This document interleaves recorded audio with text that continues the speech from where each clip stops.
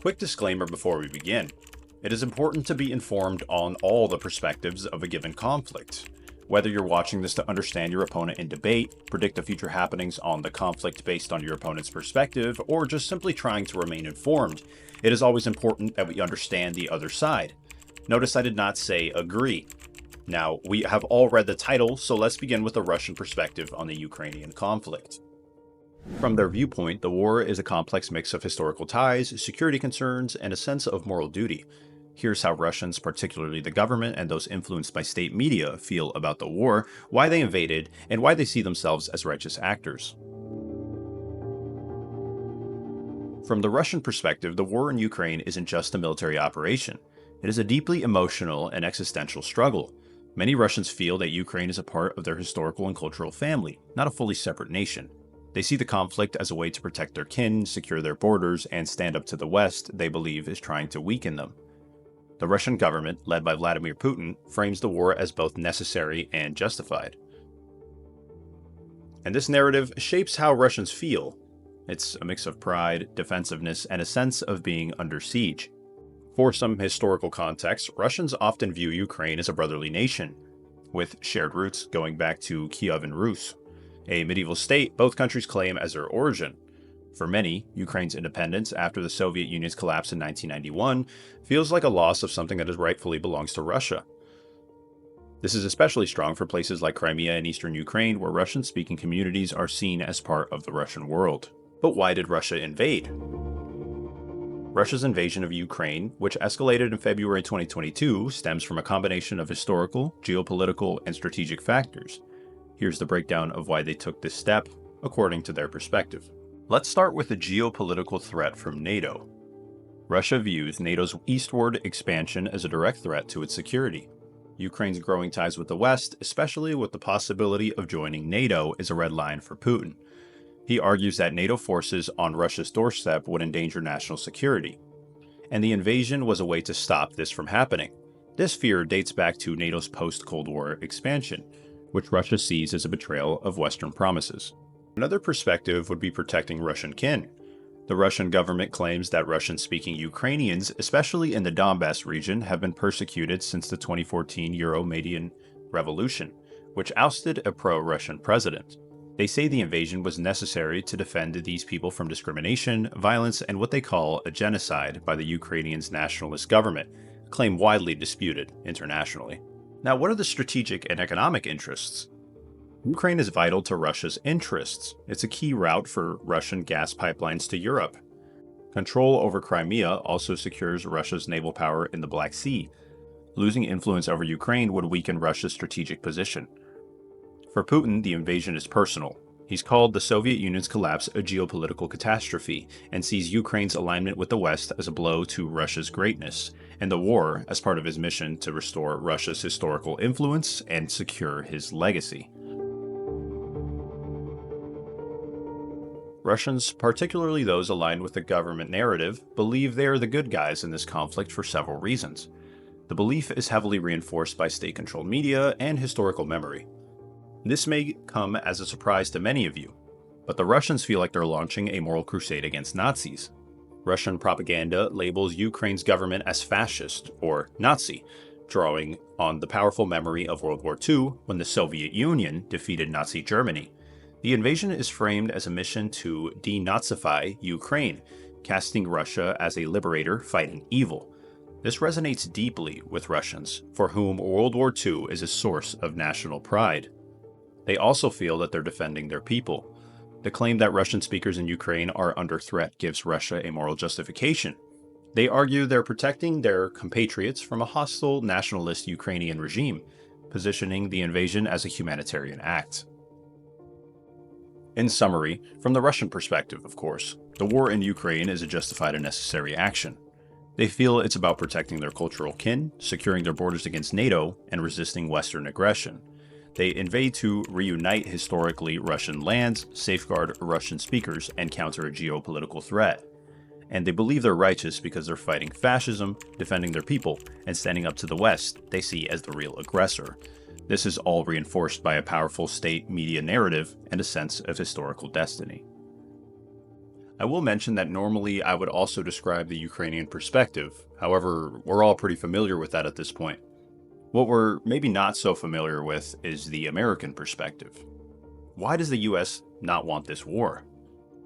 I'll break it down into clear categories: economic, geopolitical, strategic, and domestic, to explain the potential downsides without taking a stance on the broader moral or political issues.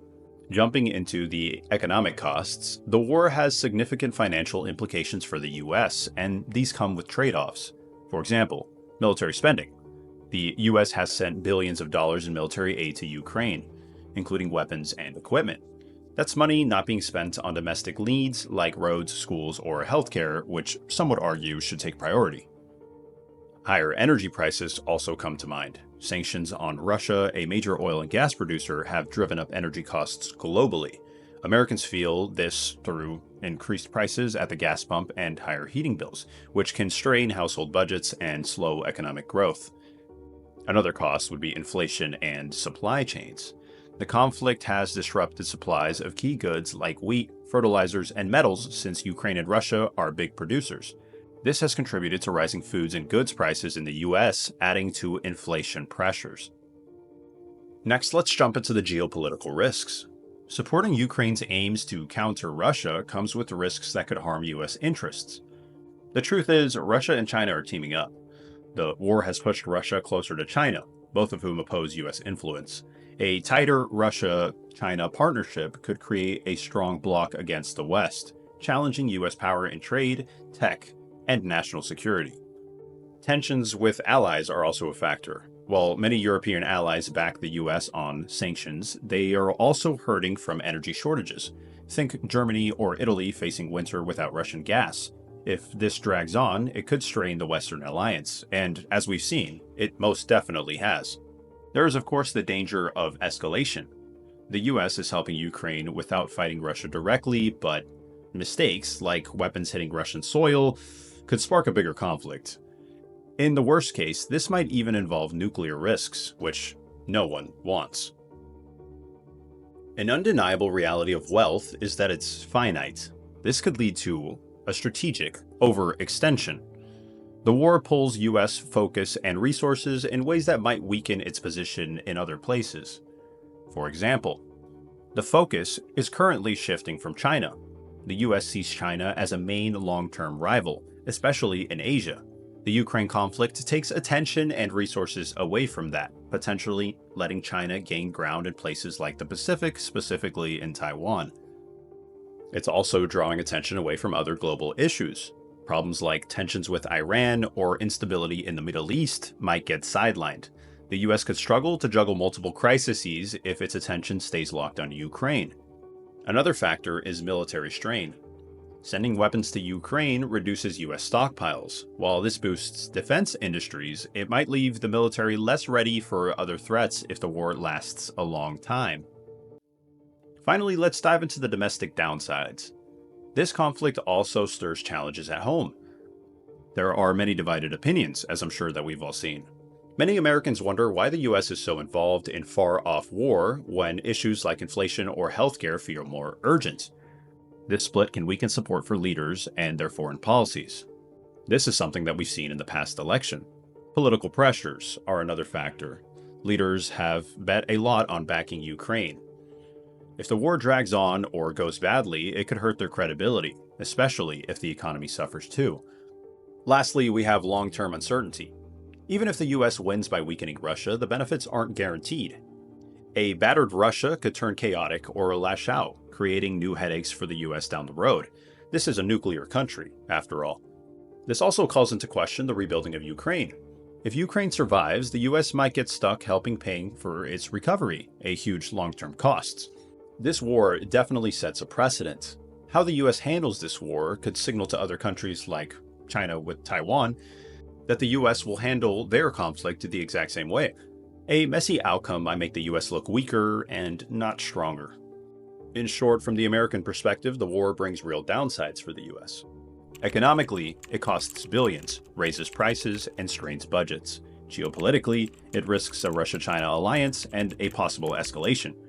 Strategically, it distracts from other priorities and stretches finite resources. Domestically, it divides people and overshadows other issues, and in the long term, the payoff is unclear, with potentially new problems looming. While the US has reasons to back Ukraine, like countering Russia and supporting democracy, these costs and risks show why the conflict may not fully benefit American interests. It's a tricky situation with no simple winners. Regardless, it is important to be informed on all perspectives of the war.